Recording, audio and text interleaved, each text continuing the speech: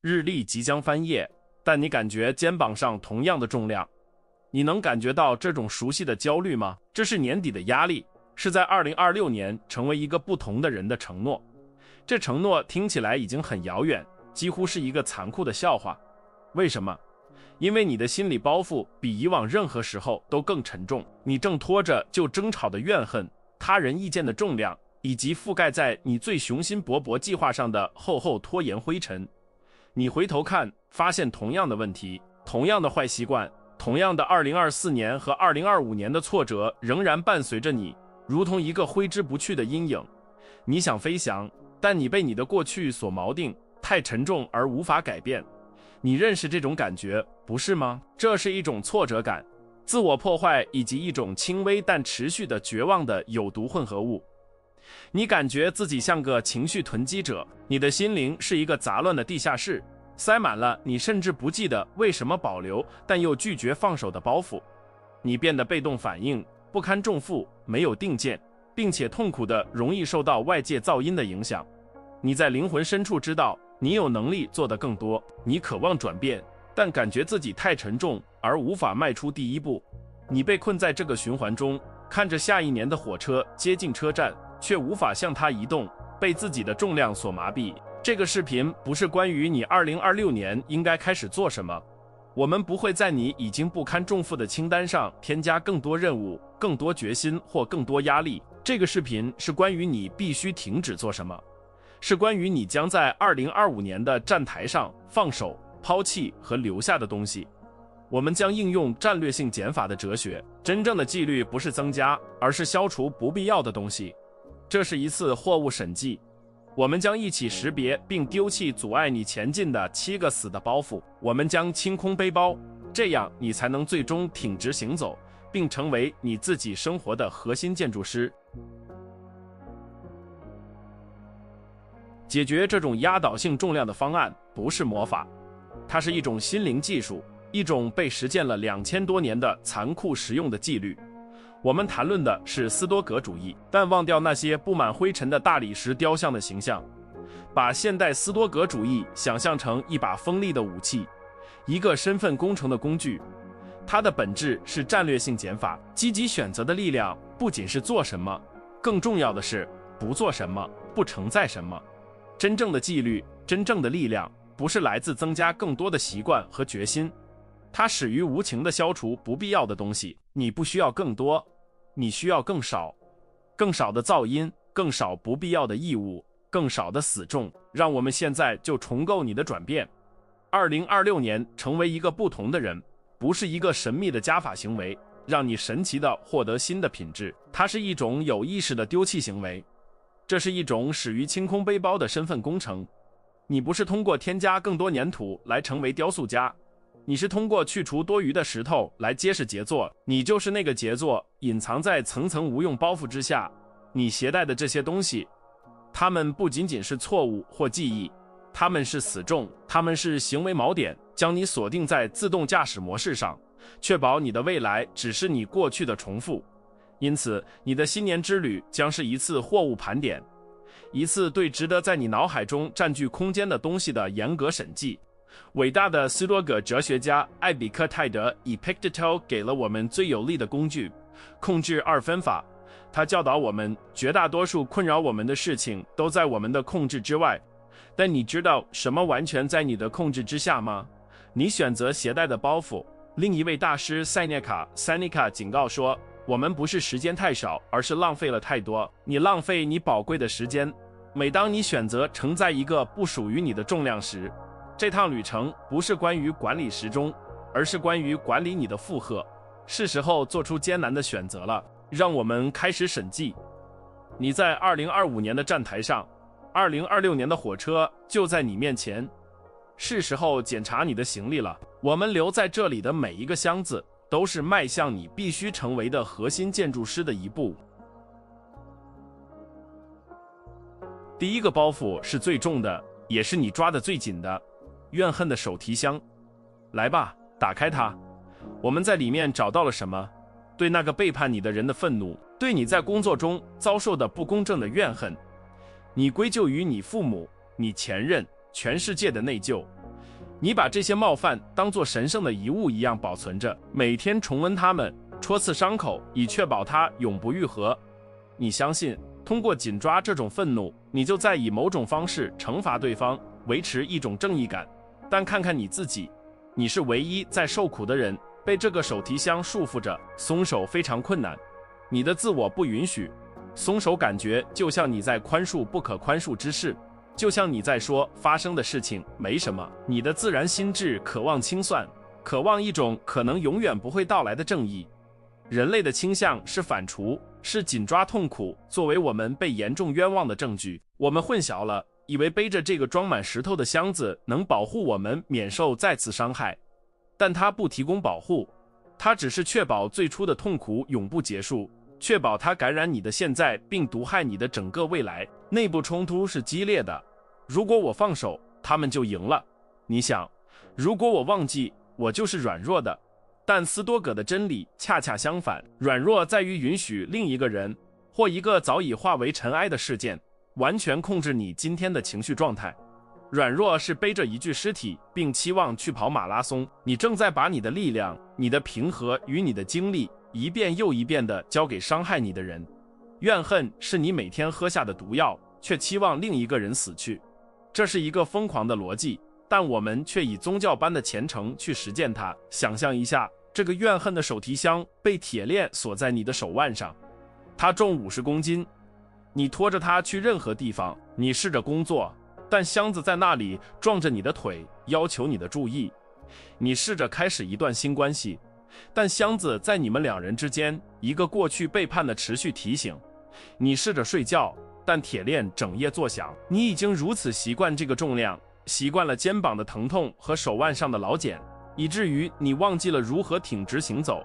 你甚至不再注意到你走路歪斜、精疲力竭、受到限制。与此同时，你责怪的人或情况正在自由的生活，他甚至不知道，或者也许根本不在乎，你正在为他拖着这个巨大的重量。你是这个自我强加的锚的囚徒，你甚至不再注意到重量，只注意到持续的疲惫、易怒、缺乏喜悦。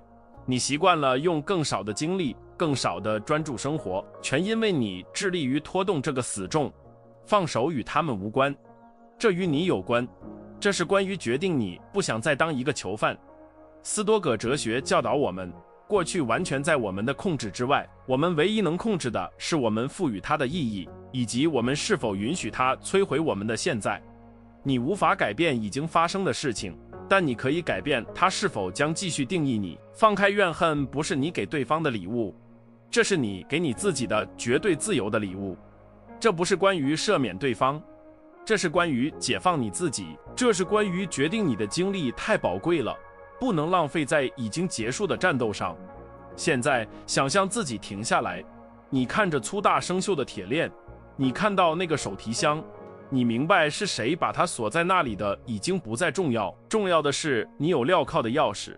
你以一个坚定的决定打开了它，手提箱砰的一声沉重地掉在地上，你感觉手腕上、肩膀上、灵魂上立刻的轻松。多年来第一次，你没有被向后拉，你可以行走，你可以奔跑，你不再被不公定义，你被你克服它的决定所定义。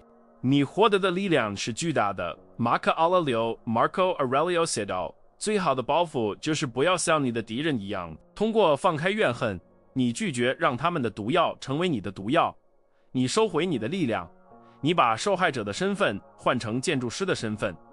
这是你的第一个伟大胜利。关上这个手提箱，牢牢锁上它，把它永远留在2025年的站台上。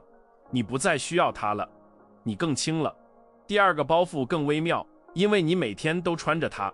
它仁义剑的背包，它起初看起来很轻，但每走一步都会成倍的变重。里面有什么？你父母对你职业的期望，你朋友对你关系的认可，对社交媒体上陌生人对你身体或选择的评判的恐惧，对看起来成功、看起来快乐、看起来完美的持续需求。你为了验证外部期望而活，你的每一个决定都被这个可怕的问题过滤：他们会怎么看我？你活着的力量是巨大的。马可·奥勒留 Marco Aurelio 写道，最好的报复就是不要像你的敌人一样，通过放开怨恨，你拒绝让他们的毒药成为你的毒药，你收回你的力量，你把受害者的身份换成建筑师的身份，这是你的第一个伟大胜利。关上这个手提箱，牢牢锁上它，把它永远留在2025年的站台上。你不再需要它了，你更轻了。第二个包袱更微妙，因为你每天都穿着它，它仁义剑的背包。它起初看起来很轻，但每走一步都会成倍的变重。里面有什么？你父母对你职业的期望，你朋友对你关系的认可，对社交媒体上陌生人对你身体或选择的评判的恐惧，对看起来成功、看起来快乐、看起来完美的持续需求。你为了验证外部期望而活，你的每一个决定都被这个可怕的问题过滤：他们会怎么看我？放下这个背包非常困难。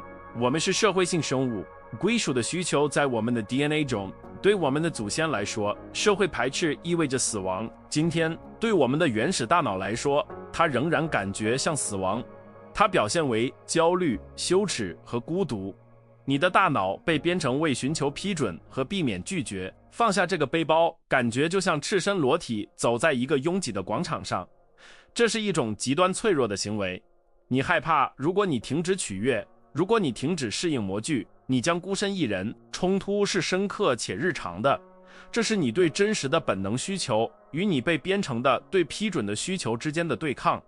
你想对自己真实，但你也想被爱、被接受、被鼓掌。问题是，当你试图寻求所有人的批准时，你失去了唯一真正重要的批准，你自己的。你变成了风中的叶子，随着每一个新意见、每一次批评、每一个蔑视的眼神而改变方向。你变得没有定见，一个他人意愿的拼凑物，没有中心，没有核心。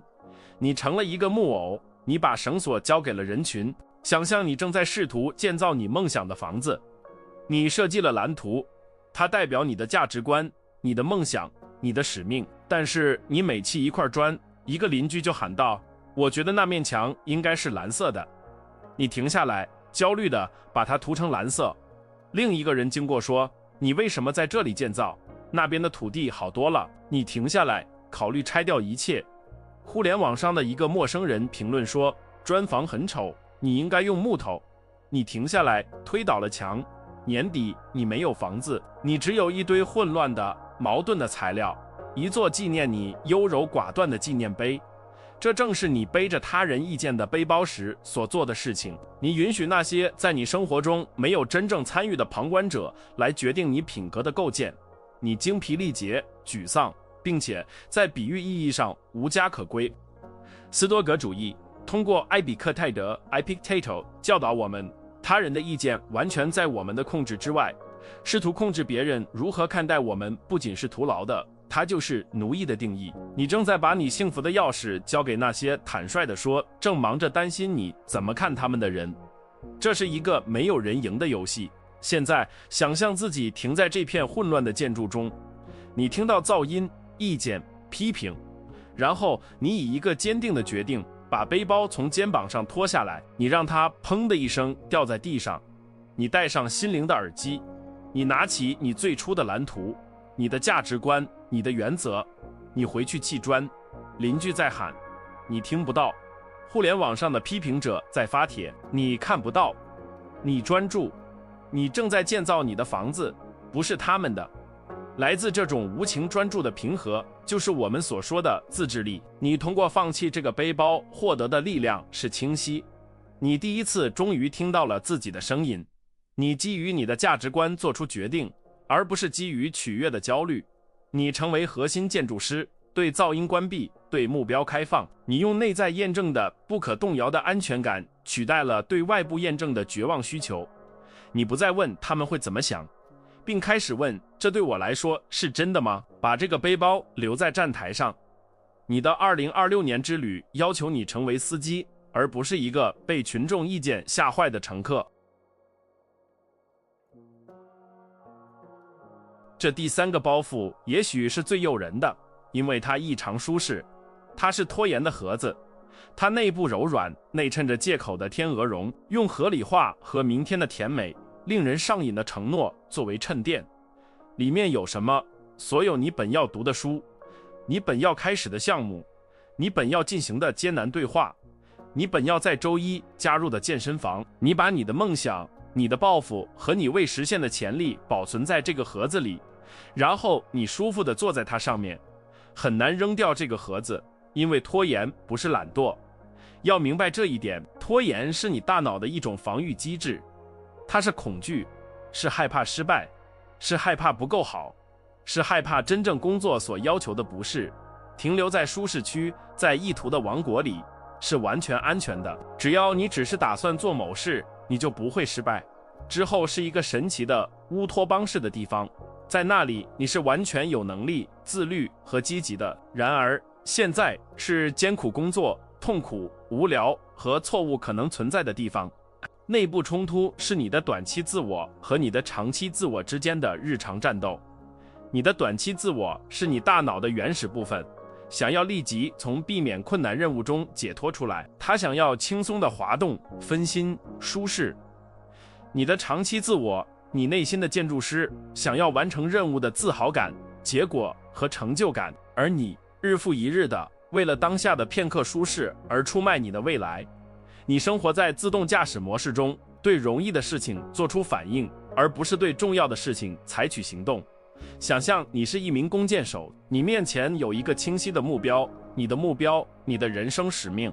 你有一个装满箭的箭袋，你的时间，你的精力，你的技能，但是你不是拉开弓弦射击，而是不停地擦亮箭矢。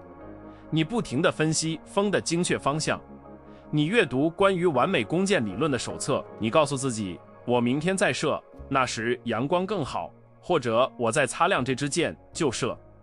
与此同时，太阳正在下山，一天即将结束，击中目标的机会正在消失，不是因为你射偏了，而是因为你从未射击。斯多葛主义是一种行动的哲学，它是一种当下的哲学。记住，你终将一死，你没有无限的时间。塞涅卡提醒我们，生命并不短暂，但是我们通过在准备、犹豫和推迟中浪费它而使其短暂。马可·奥勒留 Marco Aurelio 每天早上问自己，是什么阻碍你做必要的事情？拖延是你生命中最微妙的盗贼，他不偷你的钱，他偷你的闲间，那个你永远无法恢复的唯一资产。他让你现在准备中，害怕跳入战场。现在想象自己打破这个盒子，你不会稍后打开，你用一个单一的决定将它粉碎。你拿起第一支箭，你不在乎它是否完美，你不在乎风是否完美，你拉弓并射击，箭飞了出去。也许它没有击中靶心，也许第一次尝试甚至没有击中目标，但你射击了，你行动了，你打破了瘫痪，你拿起第二支箭，再次射击。你从箭的飞行中学习，而不是从擦亮它的行为中学习。你处于运动之中，你通过摧毁拖延的盒子获得的力量是动力，行动产生动力，动力不产生行动。通过行动，即使是不完美的行动，你建立了信心，你向自己证明你是一个做事的人，而不仅仅是一个将要做的人。你用不完美行动的勇气换取了意图的麻痹性舒适。你停止等待合适的时机，并使当前的时机成为合适的时机。把这个舒适的盒子遗弃在站台上。2026年属于那些射出箭的人，不属于那些擦亮箭矢直到死去的人。我们继续。第四个包袱是奸诈的，因为它看起来像是一种善举，但它是一种自我破坏的形式。它是轻易说是的负担，这是一个你很少注意到你正背着的箱子，因为是别人在为你装满它，而你允许了。里面有什么？你在工作中接受的额外项目，即使你已经不堪重负，你同意帮朋友的忙，即使你没有时间，你说了是的邀请，即使你极度渴望休息。每一个出于义务、内疚或害怕失望而说的事，都是一块额外的砖块。说不极其困难，说不听起来很自私，听起来很粗鲁，听起来很攻击性。作为社会性生物，我们被编程为合作，为被群体接受，说是给了我们一种快速且令人上瘾的验证感。我们感到被需要、重要、友好。问题是，这个轻易的事在大多数情况下是一种谎言，这是你的短期自我想要避免冲突的不适做出的承诺，而你的长期自我将不得不做实际工作，将被迫偿还，并附带压力和怨恨的利息。内部冲突是毁灭性的，这是你需要保护你的时间和精力与你需要被视为乐于助人之间的对抗。你在内心深处知道你应该说不，但这些话就是说不出口。你害怕对方的反应，他们脸上的失望，一种愤怒的语气，无声的评判。于是你又一次说了是，然后感觉到胃里立刻的紧绷。这是你自己的使命，你自己的目标被扔到队尾的声音。对他人说的每一个不必要的事，都是对你至关重要的事情的一个断然的不。把你的精力和时间想象成一杯水，你醒来时它是满的，这些水是给你的，为了你专注的工作，你的健康，你的家庭，你的休息。现在想象每个向你请求某物的人，你的老板，你的同事，你的朋友，一个亲戚，都带着一个小空杯子走向你。当你说轻易的事时，你把你宝贵的水倒一点到他们的杯子里。一个同事请求帮助，你倒；一封随机的电子邮件要求你的注意，你倒。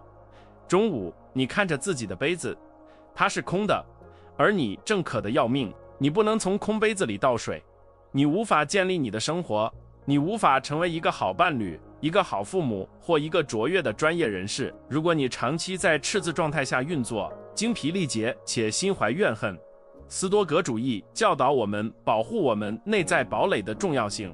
我们的思想，我们的时间，我们的目标，我们必须像士兵保护堡垒一样凶猛地保护它。说不是自私的行为，这是一种战略性的自我保护行为，这是对你自己使命的深刻尊重。现在想象自己拿着你的水杯，它是满的。当有人带着请求接近你时，你停下来，你不会自动倒水，你暂停，你看看你的水，然后再看看请求。你问，这个请求符合我的使命吗？我有剩余的水可以给出而不损害至关重要的事情吗？如果答案是否定的，你平静、坚定且不带内疚地说，我现在不能帮你这个忙。你不需要一个10分钟的借口，不是一个完整的句子。你保护你的水，你通过放弃轻易说是的负担获得的力量是专注。你不再是任由所有人索取的被动资源，而是成为一个由你指挥的锋利的资产。你不再对别人的议程做出反应，而是主动推进自己的议程。把这个沉重的自我强加的义务的手提箱留在站台上。在2026年，你的是将是深思熟虑的、有力的和稀少的，而你的不将是平静的、保护性的和持续的。保护你的杯子。第5个包袱是所有包袱中最诱人的，因为它看起来不像是一个重量，它看起来像安全，它是舒适的锚，它由熟悉的例行公事，你讨厌的但有保障的薪水，不能让你成长的可预测的关系，平庸一天结束时的温暖沙发组成。这个包袱里有什么？害怕尝试新事物并失败，害怕离开一份稳定但没有灵魂的工作，害怕变得脆弱，害怕走出你的智力、身体或情感的舒适区。你抓住这个锚，因为它是可预测的。熟悉的事物，即使是痛苦的，似乎也比未知的可怕混乱更可取。你通过放弃轻易说是的负担获得的力量是专注。你不再是任由所有人索取的被动资源，而是成为一个由你指挥的锋利的资产。你不再对别人的议程做出反应，而是主动推进自己的议程。把这个沉重的自我强加的义务的手提箱留在站台上。在2026年，你的是将是深思熟虑的、有力的和稀少的，而你的不将是平静的、保护性的和持续的。保护你的杯子。第5个包袱是所有包袱中最诱人的，因为它看起来不像是一个重量，它看起来像安全，它是舒适的锚，它由熟悉的例行公事，你讨厌的但有保障的薪水，不能让你成长的可预测的关系，平庸一天结束时的温暖沙发组成。这个包袱里有什么？害怕尝试新事物并失败，害怕离开一份稳定但没有灵魂的工作，害怕变得脆弱，害怕走出你的智力、身体或情感的舒适区。你抓住这个锚，因为它是可预测的。熟悉的事物，即使是痛苦的，似乎也比未知的可怕混乱更可取。放开这个锚非常困难。人类的大脑是一台生存机器，而生存依赖于可预测性。未知是危险的，你的生物学在尖叫，让你待在安全的地方，在那里你了解规则，在那里你没有被暴露、评判或失败的风险。尝试新事物，开始那个生意，在公共场合演讲，搬到另一个城市，会激活你的战斗或逃跑反应。仅仅停留在自动驾驶模式上更容易得多，即使那个自动驾驶模式正慢慢地把你带向一种沉默悔恨的生活。内部冲突是生命的基本交换，你对安全的需求与你对成长的需求，你不能同时拥有两者。舒适区里没有成长，成长区里没有舒适，而你日复一日地选择安全，你合理化你的停滞，你让自己相信情况没那么糟，你看到别人在冒险，你告诉自己他们是疯了或幸运，而你内心深处知道真相，你害怕，你正在用过非凡生活的可能性交换过普通生活的保证。想想龙虾，为了成长，龙虾必须脱掉它陈旧坚硬的壳。有一段时间它没有保护，很脆弱，暴露在捕食者面前，躲在岩石下，它处于危险之中，它感到压力。这是成长的唯一途径。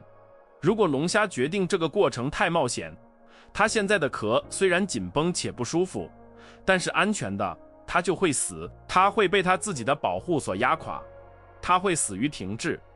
你就是那只龙虾，你的舒适区就是你紧绷的壳，它正在窒息你。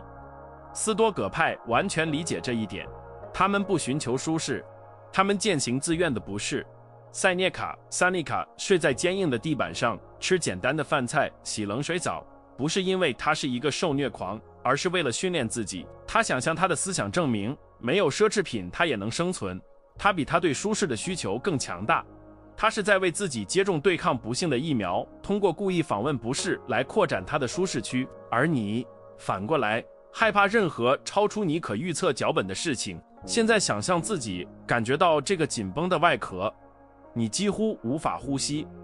你有一个清晰的选择，待在这里，在你平庸的安全中慢慢窒息，或者经历不可避免的脆弱期来构建一个新的更大的壳。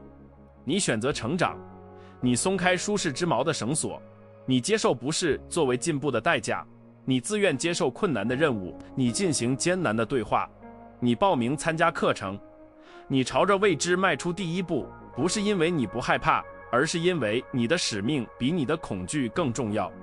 你通过松开这个锚获得的力量是韧性，你变得反脆弱，你不再害怕失败，而是将其视为反馈，视为数据。你不再害怕不适，而是将其视为你正在成长的信号。你用平庸的安全换取了可能性的自由。你成为一个轻装的旅行者，能够适应任何地形，因为你不再被一个沉重的自满的锚所拖累。把这个锚留在2025年港口的深处，2026年的海洋在等着你。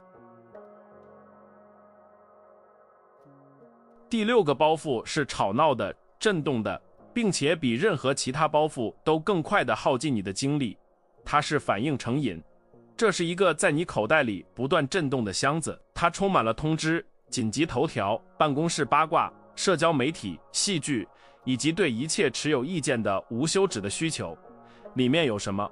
每5分钟检查一次手机的强迫症，当有人在交通中插队你时，你感到的即时愤怒，需要立即回复每一封电子邮件，每一条信息，每一次挑衅。你不生活，你反应，你是一个木偶，而微不足道的外部事件在拉扯你的绳索。反应是会让人上瘾的，反应给了我们一种虚假而廉价的重要性和控制感。快速回应看起来有效率，对当天的戏剧持有强烈意见似乎是参与。你从一个新通知、一个新危机或一个新戏剧中获得的多巴胺是真实的，你的大脑对此上瘾了。另一方面，沉默变得可怕，刺激和回应之间的空间似乎是空的，没有效率的。我们的现代社会奖励速度快，被误认为是有效，因此我们训练我们的大脑在听到铃声的瞬间就跳起来。内部冲突是在你的反应性心智，佛教徒所说的疯狂的猴子，和你的深思熟虑的心智及内在的圣人斯多葛派之间。猴子想要及时的奖励、戏剧、分心；圣人想要平和、专注和有目的的行动。但是圣人说话轻声细语，而猴子大声尖叫。你成为紧急的奴隶，牺牲了重要的。你花了一天时间扑灭小火，回应琐碎的需求，到一天结束时筋疲力竭，却在自己的使命上没有前进1厘米。你忙碌，但没有进步。想象一下克劳迪奥 Claudio 在一条黑暗、暴风雨的路上驾车，驶向一个至关重要的目的地。你2026年的目标，突然一辆车高速驶过，把泥浆溅到他的挡风玻璃上。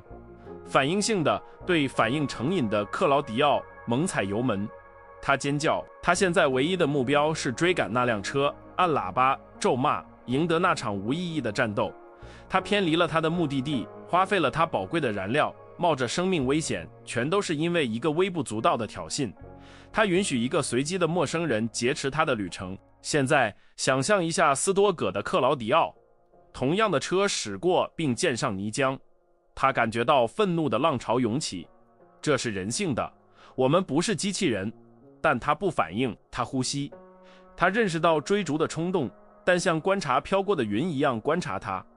他不会把方向盘的控制权交给一个白痴，相反，他减速，打开雨刷，清除污垢，然后平静地继续驶向他的目的地。他知道唯一重要的胜利是到达他设定要去的地方。他不让出他的力量。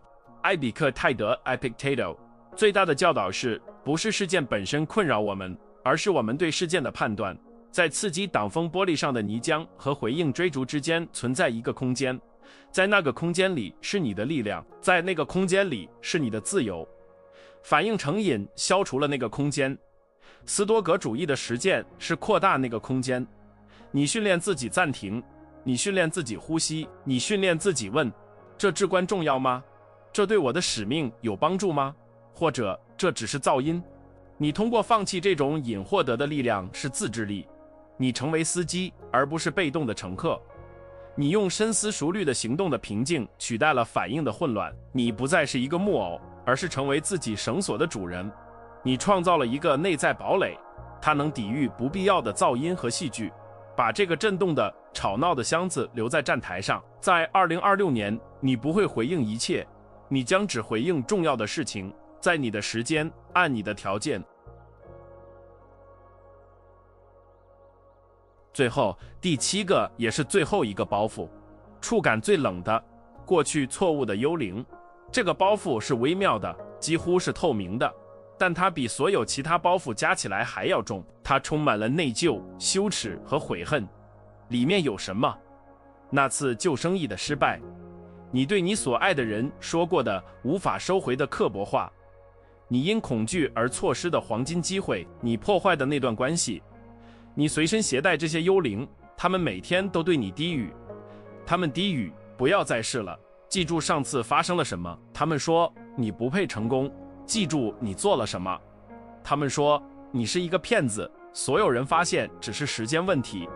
你的内疚和你的羞耻不是学习的工具，它们变成了你自己强加的无期徒刑。你的过去不是一堂课，它是一种麻痹你的身份。你没有向前看，你永远在向后看，害怕重复痛苦。放开这些幽灵是困难的，因为以一种扭曲的方式，他们已经成为你叙事的一部分。我就是那个项目失败的家伙，我就是那个搞砸良好关系的人。这个身份虽然极度痛苦，却是熟悉的。此外，你有一部分相信，如果你惩罚自己足够多，如果你感到足够的内疚，你就能以某种方式偿还错误。你混淆了沉思和责任。你相信，如果你放开内疚，你就是轻浮或不负责任的，就好像你在忘记你所做的事，但你不是在吸取教训，你只是在无限期的重温惩罚。冲突是在你的过去自我和你的现在自我之间，你正允许一个不再存在的你，一个经验较少、智慧较少，也许更害怕的版本。为你今天的身份制定规则。你害怕承担新的风险，因为过去失败的痛苦仍然历历在目。你无法完全致力于现在，因为你总是在回头看，害怕幽灵会追上你。想象你正驾车驶向2026年，你想前进，朝着你的目的地，但是你不是看着挡风玻璃，而是全神贯注地看着后视镜。你痴迷于已经走过的路，你转错的弯，你没有及时看到的坑，你被过去催眠了。当你这样开车向后看时，你现在的方向会发生什么？你 Z 字形前进，你走得很慢，并且最终你将会撞车，你会造成一场新的事故，恰恰因为你害怕重复旧的事故。斯多葛派是无情的实用主义者，过去已经超出了我们的控制，它结束了，就像烟雾一样，你无法改变它。马可·奥勒留 （Marco Aurelio） 建议我们清理思想，专注于我们拥有的唯一事物，唯一的力量点。现在，过去只有一个有用的目的：教训。你不需要背负整个故事及其所有的戏剧性和痛苦，你只需要提取数据、信息，其余的都是死重。你不是你的错误，你是你从中学到的东西。现在，想象这个幽灵般的包袱，你打开它，你看着错误、内疚、羞耻，你感谢他教给你的教训，你提取智慧，也许是不要那么快相信，或下次准备得更好，或说话更和善。你拿起这块智慧的金块，放进你的口袋，然后你关上手提箱，你把所有有毒的感觉，所有的内疚，所有的羞耻都关在箱子里，你把它留在2025年的站台上，它不再属于你了。你通过放弃这些幽灵获得的力量是当下，你终于到达了生命真正发生的唯一地方。现在你可以自由地向前看，看挡风玻璃。你专注的驾驶，用过去的教训作为地图，而不是锚。你把失败者的身份换成学习者的身份。你原谅自己，不是因为错误不重要，而是因为你的未来无限重要。让死者埋葬他们的死者。你的旅程是为生者准备的。你在这里，你已经检查了所有7个包袱，你感受到了怨恨的重量，他人意见的负担，拖延的危险舒适，耗尽你的轻易的是舒适的锚，反映成瘾和内疚的幽灵。你把它们暴露在光下，你看到了他们让你付出了多少代价。开往2026年的火车停在站台上，门正在打开，你知道真相，你不能带着这么多重量进入新的车厢，门关不上的。你需要做一个决定，你不再是开始这个视频时的那个情绪囤积者，不堪重负，被困住。你在此时此刻，通过你的意识，是核心建筑师，而一个建筑师是深思熟虑的、专注的，最重要的是果断的。你的转变不是从1月1日伴随着烟花开始的，它现在开始，在你决定的沉默中。